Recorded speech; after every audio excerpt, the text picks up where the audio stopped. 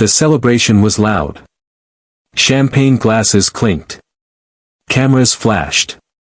$33 million deal. Everyone cheered. And in the center of it all was her.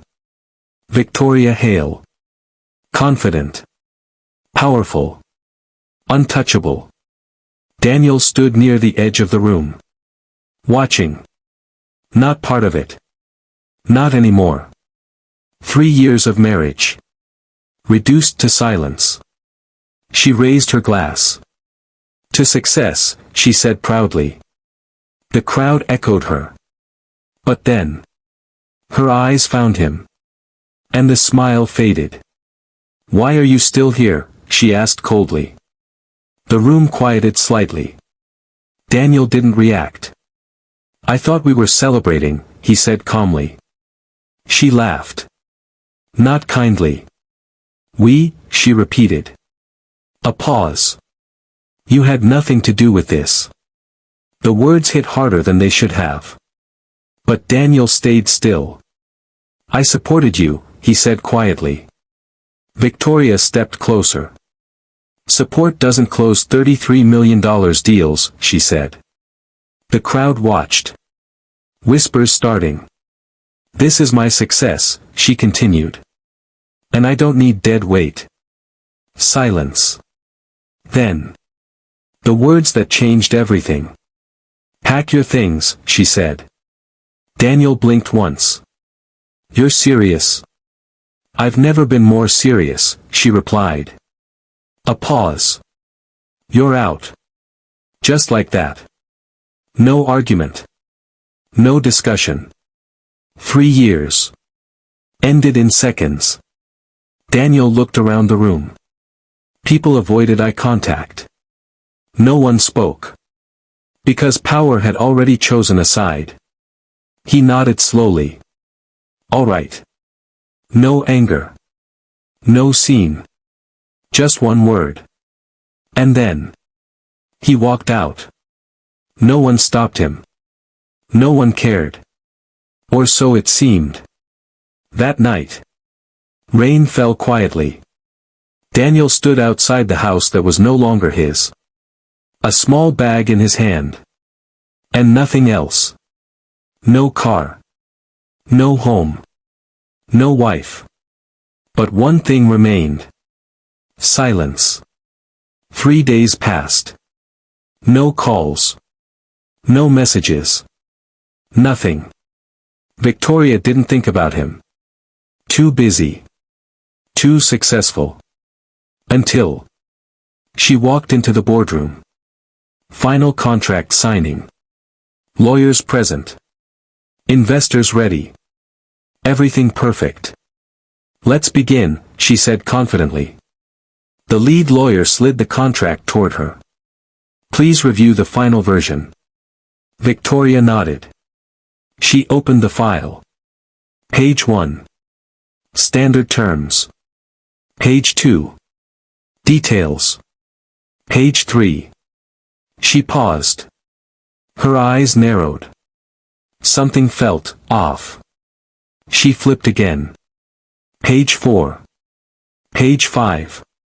Page 6. Her expression changed. Confusion. Then disbelief. What is this? She said sharply. The room went still. The lawyer frowned. Is something wrong? Victoria's hands tightened around the papers. Because printed clearly. Across every key section. Was a name. A name she had just thrown away. Daniel Carter. Her heart skipped.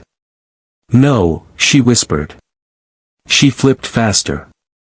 Every clause. Every structure. Every core framework. His name. His design. His work. And suddenly. That $33 million deal. Didn't feel like hers anymore. The room went silent. Victoria's fingers tightened around the contract. This is wrong, she said. The lead lawyer leaned forward. What exactly is wrong, Ms. Hale? She flipped the pages again. Faster this time. His name is everywhere, she snapped. A pause. Daniel Carter. The investors exchanged confused looks. One of them spoke. Is that a problem? Victoria looked up sharply. Yes, it is. The lawyer adjusted his glasses. Actually, it's not, he said carefully. That stopped her. What do you mean? She asked. He turned the document toward her. Mr. Carter is listed as the primary architect of the deal structure. Silence. Victoria blinked. That's impossible, she said. Is it? The lawyer replied calmly. A pause. Every key clause, every safeguard, every financial pathway. He tapped the pages. Was designed by him. Her breath slowed. Because deep down, she recognized it. The logic. The precision. It was Daniel's work. But I closed the deal, she said. Yes, the lawyer nodded. But you didn't build it. The words hit hard. The investors leaned back. One of them asked. Is he part of the company? Victoria hesitated. No. Another silence. Then we have a problem, the investor said. The room shifted instantly. Power, moving. What kind of problem? Victoria asked, her voice tighter now. The lawyer answered. A legal one. He pointed at a clause. Clause 14. Intellectual ownership. Victoria's eyes scanned quickly. And then. She froze. Because written clearly. All core structural rights belong to Daniel Carter. What? She whispered. The lawyer nodded. This deal cannot proceed without his authorization. The room erupted in low voices. You're saying we need him? An investor asked. Yes, the lawyer replied. Without his signature, this contract is invalid. Victoria felt something she hadn't felt in a long time. Loss of control. Just 3 days ago. She had everything. Now. Everything depended on the man she threw out. Find him, one investor said firmly. All of this is useless without him. Victoria stood still. Because for the first time, she didn't know what to do. Meeting adjourned, the lawyer said. Chairs moved. Voices rose. But Victoria heard none of it. Only one thought echoed. Daniel. Hours later. She stood outside a small apartment building. Not luxury. Not impressive. Just, simple. She hesitated. Then knocked. A few seconds passed. The door opened. And there he was. Calm. Composed. Like nothing had changed. Victoria swallowed slightly. We need to talk, she said. Daniel looked at her. No, he replied. And that single word hit harder than anything she had ever said to him. The word hung in the air. No. Victoria stood frozen. She wasn't used to that. Not from him. Daniel, she tried again. But he didn't move. Didn't soften. You made your decision, he said calmly. A pause. So did I. The door began to close. Wait, she said quickly. And for the first time. There was no arrogance in her voice. Only urgency. Daniel stopped. Slowly. He looked at her again. What do you want? He asked. Victoria took a breath. The deal, it can't go through without you. Silence. I know, Daniel replied. That surprised her. You knew? She asked. He nodded slightly. I wrote it that way. Her heart skipped. Why? She asked. Daniel looked straight at her. Because I knew one day I might need to walk away. The truth landed hard. He hadn't been weak. He had been prepared. "I didn't think you'd actually leave," she said quietly. "That's the difference between us," Daniel replied. "I think ahead." She looked down for a moment. Then back up. "I was wrong," she admitted. The words felt unfamiliar. Heavy. But real. Daniel didn't respond. "Because apologies don't erase actions. I need your signature," she said. A pause. "And I need you to listen," he replied. She nodded quickly. "This deal," he continued. "It wasn't just numbers." He stepped slightly forward. "It was protection. Stability. Long-term growth." Victoria listened. Really listened. "For the company," he added. "And for us." The last words lingered. She felt it.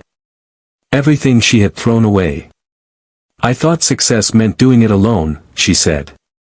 Daniel shook his head. "Success means knowing who stood beside you before you had it." Silence. The truth was undeniable now. "I can fix this," she said. Daniel looked at her. "No," he replied. "You can't fix the past." A pause. "But you can decide what happens next." Hope flickered in her eyes. "What do you want?" she asked. Daniel didn't hesitate. "Respect." Another pause. "And partnership. Not control. Not ego. Equal ground." Victoria nodded slowly. "I can do that." Daniel studied her. "Making sure." "Because this time words weren't enough." "Then we renegotiate," he said. Her eyes widened slightly. "The deal?" "No," he replied. "Everything." Silence. Then, for the first time since that night, Victoria smiled. Not the proud, untouchable smile.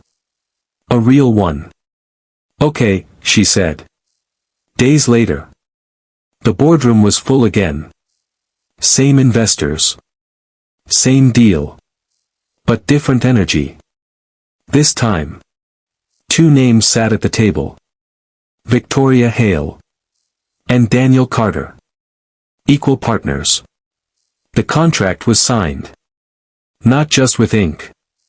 But with understanding. The deal went through. $33 million secured. But the real victory wasn't the money. It was what they rebuilt. Trust. Respect. And something stronger than before. That night. They stood together. No crowd. No noise. Just silence. The good kind. "I almost lost everything," Victoria said. Daniel shook his head slightly. "You didn't lose it," he replied. "You just forgot its value." She looked at him. "I won't forget again." And this time. He believed her. Because sometimes success doesn't test your strength. It tests your heart. And if you're lucky, you get one chance to make it right.